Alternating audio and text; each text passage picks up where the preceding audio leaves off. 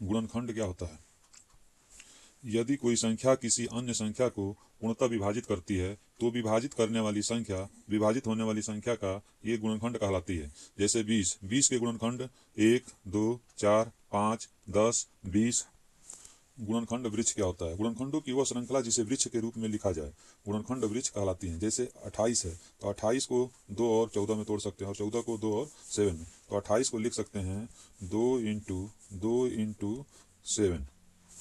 अंकगणित की आधारभूत प्रमेय क्या होती है? अंकगणित की आधारभूत प्रमेय के अनुसार प्रत्येक भाज्य संख्या को अभाज्य संख्याओं के गुणनफल के रूप में व्यक्त किया जा सकता है। जैसे भाज्य संख्या को अभाज्य संख्याओं के गुणनफल के रूप में व्यक्त करेंगे। 28 था, इसको 2 × जहाँ 2 और 7 ऐसी संख्याएं हैं अभाज्य संख्या। अभाज्य संख्याएं किसे कहते हैं? तो वे संख्याएं जो एक और स्वयं से विभाजित हों अभाज्य संख्याएं कहलाती हैं। तथा अन्य सभी भाज्य संख्याएं अभाज्य संख्याएं जैसे 2, 3, 5, 7, 11। दो संख्याओं का मौसा कैसे निकालते हैं? संख्याओं के अभाज्य गुणनखंडों में प्रत्येक उभयनिष्ठ अभाज्य गुणनखंड की सबसे छोटी घात। जैसे 3 है और 12 है, इसका मौसा निकालना है तो 3 और 12 को लिख सकते हैं 3 × 2 × 2। तो इसमें जो आपका मौसा हो जाएगा तो मौसा बराबर हो जाएगा आपका कितना?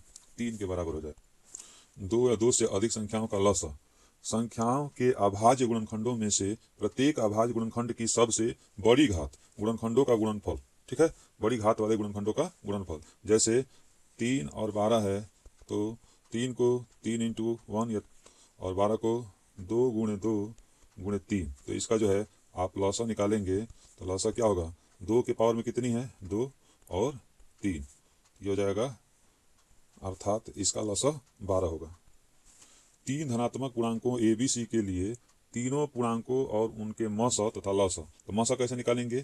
3 के लिए A × B × C और ABC का लौसा का मल्टीप्लाई कर दीजिए बटे में AB का लौसा, BC का लौसा और CA का लौसा।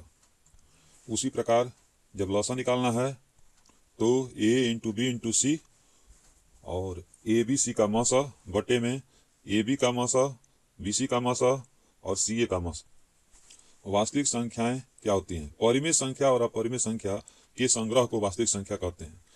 परिमेय संख्या और अपरिमेय संख्या को मिलाकर क्या बनती है? वास्तविक संख्या बनती है। परिमेय संख्या किसे कहते हैं? तो वे संख्याएं जिसे P/Q के रूप में व्यक्त कर सकते हैं जहां P और Q सह-अभाज्य पूर्णांक हैं और Q does not equal to 0, परिमेय संख्याएं कहलाती हैं। और अपरिमेय संख्या किसे कहेंगे? तो वे संख्याएं जिसे P/Q के रूप में व्यक्त नहीं किया जा सकता है जहां P और Q पूर्णांक है, Q does not equal to 0, अपरिमेय संख्याएं कहलाती। सह-अभाज्य पूर्णांक क्या होता है? ऐसा पूर्णांकों का ऐसा युग्म जिसका एक के अतिरिक्त कोई उभयनिष्ठ गुणनखंड न हो सह-अभाज्य पूर्णांक कहलाता है। जैसे 3 और 5 का जो मौसा होगा अगर 1 आ रहा है तो ये दोनों क्या कहलाएंगे? सह-अभाज्य पूर्णांक। महत्वपूर्ण प्रमेय एक है। मान लीजिए P एक अभाज्य संख्या है तथा A एक धनात्मक पूर्णांक है। यदि P A² को विभाजित करता है तो P A को भी विभाजित करेगा। प्रमेय 2 है। √2 एक अपरिमेय संख्या है। उसी प्रकार √3, √5, √7 ये भी क्या है? अपरिमेय संख्या है।